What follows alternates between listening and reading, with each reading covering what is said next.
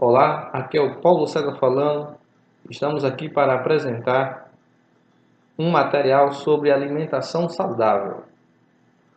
Não somos especialistas no assunto, não somos profissionais da área e por isso deixamos a colega com toda a liberdade de citar qualquer mudança, qualquer correção que você julgar necessária.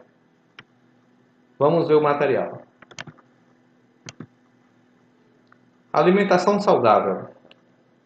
Esse material ele foi feito pensando em um público jovem, né, em crianças. Então, para começar, a gente lança o questionamento: o que seria uma alimentação saudável? E colocamos aqui esses dois extremos, né? Frutas, aí de um lado, e guloseimas e doces do outro lado, e lançamos esse questionamento para o público. O que seria uma alimentação saudável? E daí a gente já começa a trabalhar a questão da participação dos ouvintes. E então nós indagamos qual é a importância da alimentação, para que serve a alimentação, o que nós encontramos na alimentação. E a primeira coisa que nós colocamos aqui, a título de informação, é que na alimentação nós encontramos amido. Não é? E o que seria amido? Amido é basicamente, de uma forma bem abrangente, é açúcar. Né? São os açúcares que nós ingerimos em forma de amido, ou seja, dentro do nosso organismo, tudo que a gente consome em amido converte-se em açúcar. Açúcar que seria igual a energia. Né? E a gente representa com essa imagem para simbolizar que é uma energia de fácil metabolização, né?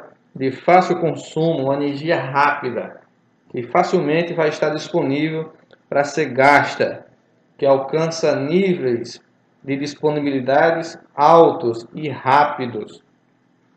E aí a gente cita que todas as formas de massas, de farinhas, são fontes de amido, batatas, arroz, macarrão, tudo que possa ser feito com farinha de trigo, com farinha de rosca, enfim, qualquer tipo de farinha, qualquer tipo de massa, vai ter ali a presença do amido. Os amidos podem ser de fontes saudáveis, mais ou menos saudáveis e por aí vai. E aí lembrando que tudo isso se converte em açúcar, uma vez que a gente fizer a digestão. E a gente também encontra na alimentação os lipídios. Os lipídios a gente coloca sendo igual às gorduras. Todas as fontes de gorduras que a gente possa consumir, tanto gordura vegetal como a gordura animal. E no nosso organismo, o que seria a gordura? Energia também. Só que uma energia de difícil digestão, mais difícil do que os lipídios, do que o amido, perdão. E tanto é um pouco mais difícil de ser absorvida, como também é mais difícil de ser gasta. Então a gente simboliza aqui com uma pilha, uma bateria. É uma forma de armazenar energia, que é a gordura. A gordura é energia armazenada para ser gasta pelo organismo, ser usada pelo organismo em momentos de estresse, onde faltar outras fontes de energia, onde faltar o amido. Então a gente tem aí a gordura para ser queimada, para ser usada como fonte de energia. Outra coisa também que nós encontramos na alimentação são as proteínas. As proteínas nós vamos identificar aqui como sendo a estrutura corporal, né?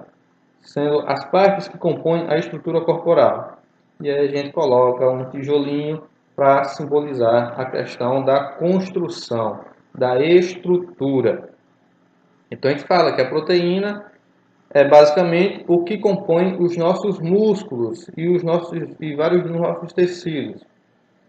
Tá aí a composição da proteína. E essa proteína também pode ser de fonte animal ou de fonte vegetal. Outra coisa também que vai ter na alimentação são os nutrientes. A gente vai citar aqui alguns, né? A exemplo, o ferro. E como fonte de ferro, nós citamos feijão, né? Alguns grãos de feijão principalmente, é o mais famoso. E o feijão quanto mais escuro, a gente ressalta isso, que o feijão quanto mais escuro, maior é a concentração de ferro, maior é a oferta de ferro que o feijão vai ter. Outra fonte também são as folháceas, a alimentação provinda de folhas. E a mesma regra vale para as folhas. Quanto mais escura, quanto mais verde essas folhas, maior também é a oferta de ferro. Outro exemplo também são as proteínas, animais principalmente, e campeão aí nós temos o fígado, um dos mais famosos, se não o mais rico, a mais rica fonte alimentar de ferro que nós conhecemos. Outro nutriente aí nós temos o cálcio, que compõe os nossos ossos, principalmente. E como fonte de cálcio nós citamos as sardinhas, principalmente, porque nós ingerimos a parte óssea das sardinhas. Mas peixe tem cálcio também, o olho do peixe, enfim. O leite, outra fonte riquíssima em cálcio. E o leite, também os seus derivados, como o queijo, o requeijão, os iogurtes, vai leite, então, por sua vez, tem ali uma oferta de cálcio. E como último nutriente, nós citamos aqui o cloreto de sódio, né? Muito facilmente aí adquirido com o consumo de sal. E a gente fala também sobre a importância e da qualidade desses alimentos. Tudo isso passado de uma forma bem lúdica e bem participativa por todos eles. Por isso essa questão das imagens com esse pouco de senso de humor para fomentar a participação desses alunos. Outra coisa também que nós encontramos na alimentação são as vitaminas. E aí a gente cita que elas vão de A a H. E uma boa fonte de vitaminas nós sugerimos, para diversificar o quadro alimentar aí, nós sugerimos frutas e legumes, os vegetais em si, né? Frutas, legumes, verduras. E a gente tem aí essa pequena exposição. E aí também a gente aproveita aqui para mencionar a questão da importância da variedade de cores nos vegetais que a gente possa consumir. Tem que ser uma coisa bem divertida e o mais colorido possível. Mas aí para que servem todas essas questões, todos esses nutrientes, as vitaminas, as proteínas, tudo isso serve para quê, na verdade? Por que é que nós consumimos essas coisas? A gente resume dizendo que são essas coisas que constroem o nosso corpo, né? Que o nosso corpo a gente coloca como se ele fosse uma construção e essa construção precisa de vários elementos para ser uma construção sólida, para ser uma construção resistente. E a gente cita que se você colocar apenas 10 exemplos, se colocar só os tijolos empilhados e não tiver a argamassa, isso vai ser facilmente derrubado. Então, como a parede não pode ser construída sem argamassa, como a argamassa não pode ser composta sem os seus devidos componentes, o nosso corpo também não pode ser construído sem o devido material que se faz necessário. Aí, as proteínas, os lipídios, né? Todas as vitaminas, enfim. Esse exemplo nós damos lá no momento. E aqui nós temos um exemplozinho para falar o seguinte, que nós somos o que nós comemos, né? Então, se nós comemos verduras e frutas, proteínas, de fontes saudáveis, o nosso corpo vai ser representado por essas imagens, com fontes sendo construídas, sendo compostos pela alimentação que nós fazemos. Mas existe mais de um tipo de fonte de alimentação. Aqui nós temos o exemplo de uma fonte saudável. Todos eles vão observar e vão perceber que é uma composição saudável. Mas também tem outras fontes de alimentos, a gente pode representar dessa forma, né? Aqui estão corpos também constituídos de alimentos, porém esses alimentos são ricos em gordura, ricos em açúcar, né? Ricos em amido, e isso faz com que o acúmulo de energia seja muito alto. E aí, para a gente pensar um pouco, né? Nós somos o que comemos e o que os nossos pais comeram. Essas coisas nos constroem. Se a gente decidir construir um aparelho com muitos tijolos e pouca argamassa, há um desequilíbrio. Se houver poucos tijolos e muita argamassa, há um desequilíbrio. A gente tenta brincar com isso, de uma construção mal feita ou bem feita, que quem faz somos nós. E aí, uma curiosidade para a gente tentar colocar de uma forma prática, né? Uma forma mais impactante, o desequilíbrio alimentar. O que ocasiona, o que leva o desequilíbrio alimentar, quais são as consequências? Coisa light, mas com uma certa intensidade. Então, nós usamos aqui o exemplo do refrigerante, né? E tentamos falar sobre a quantidade de açúcar presente nos refrigerantes. E nós temos aí que para uma latinha, nós temos quase 40 gramas de açúcar, no caso da Coca-Cola. Uma de 600 são quase 65 gramas. E uma de 1 litro, mais de 100 gramas de açúcar. Ou seja, mais de 10% de açúcar. Outro exemplo que nós colocamos aí são os biscoitos, o biscoito recheado. E para 4 bolachinhas de biscoito recheado, nós temos 18 gramas de açúcar. E para 6 nós temos 28 gramas de açúcar. E aqui a gente tenta fazer uma comparação, né? Vendo o seguinte, tomando como base uma Coca-Cola de 600 gramas, né? Nós também encontramos açúcar na alimentação convencional, né? Damos exemplo aí da cenoura. Também tem açúcar a cenoura, também tem amido a cenoura. Mas quanto de cenoura seria necessário para alcançar as quase 65 gramas de açúcar de uma Coca-Cola, né? Aí nós temos que é necessário mais de 1,3 kg, quase 1,4 kg de cenoura para poder se alcançar o que se consome em açúcar em uma Coca-Cola de 600 ml. E na questão do biscoito, 3 biscoitinhos, que vão ter 14 gramas, é necessário consumir quase que 300 gramas de cenoura. Né? E aí um pequeno detalhe ressalta isso, que na verdade nós só precisamos de 25 gramas de açúcar por dia. Essa é a necessidade de uma dieta normal, né? Vai variar de pessoa para pessoa, lógico, mas a média é essa.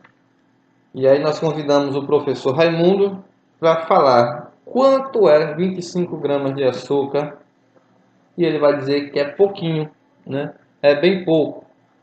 E se a gente lembrar bem, só em consumir uma latinha de refrigerante, nós já ultrapassamos a quantidade necessária de açúcar para ser consumido em um dia. Se consumirmos um pacotinho de biscoito recheado com 6 unidades, nós já ultrapassamos também o limite de açúcar necessário.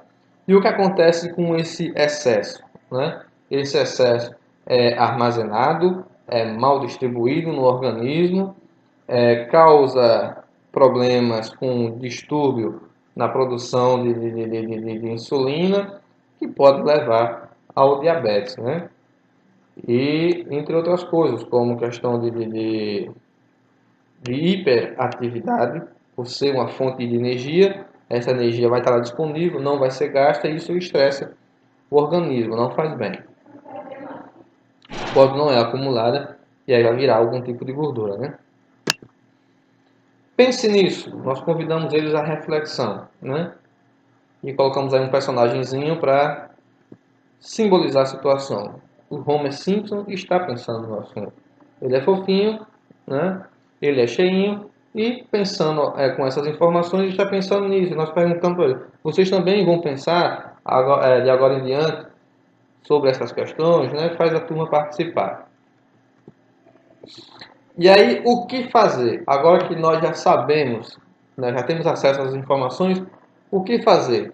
Nós pedimos uma ação energética por parte do pessoal, por parte de quem está assistindo, e o convite é esse: dá um chute nessa dieta, né? Dá uma voadora nessa dieta desequilibrada, diminuir a questão do consumo dos doces e das fontes de amido fácil, de açúcar fácil.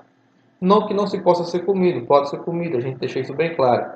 Mas não pode ser exagerado, né? Não pode descambar. Uma vez que a gente sabe que tem uma quantidade a ser consumida de açúcar, nós não podemos exagerar, principalmente quando não se faz atividade física.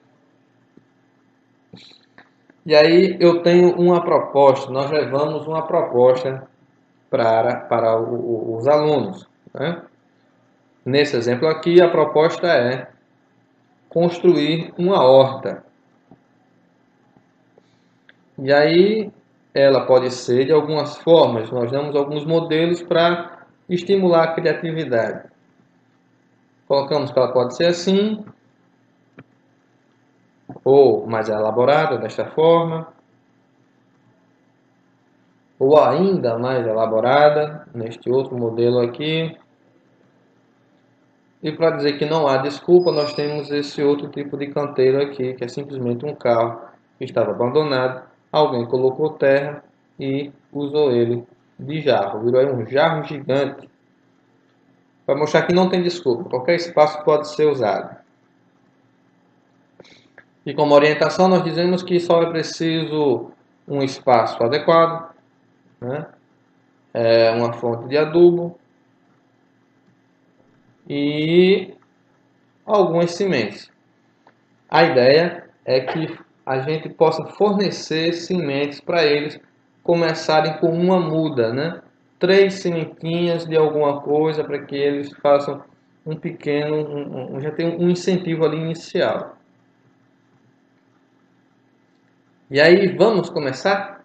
A gente termina aqui perguntando se eles não querem começar, né? E esse material eu já usei ele para expor em outras situações, para a escola também, foi um material já feito e já apresentado em escolas para crianças. E o desejo de participação era sempre grande, era sempre alto. E as crianças sempre aceitavam as sugestões que a gente colocava ali. E a ideia é essa, que vamos começar, então todo mundo vai sair, vai pegar a sua sementinha que vai estar lá. E é isso, né? Então é isso. Peço desculpa desde agora se tem alguma informação equivocada. Peço ajuda, né? Peço a compreensão. Coloca aí o seu posicionamento e vamos produzir. Ou usar esse material, ou se você tiver outro, ou melhorar esse, né? Estamos à disposição para fazer o que se julgar melhor, viu? Obrigado pelo tempo e até outra oportunidade.